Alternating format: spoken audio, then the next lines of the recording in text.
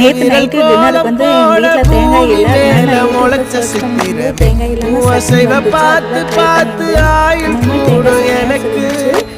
புன்னகையில் காலம் போக தோகையாக சிரிச்ச பெட்டகமே, யாருக்கு யாரு காவல் மாறி போச்சு கணக்கு. பச்சை மிளகாய், கருவேப்பிலை, சீரகம் போட்டுக்கோங்க. அது எல்லாம் நல்லா வதக்கிட்டு கூட பொட்டுக்கடலை போட்டு சேம் ப்ரொசீஜர் தான், தண்ணி ஊற்றி போட்டு அந்த அறிவிப்பால் அன்ப தருவாளே, சின்ன அறிவிப்பும் இன்று சுடுவாளே.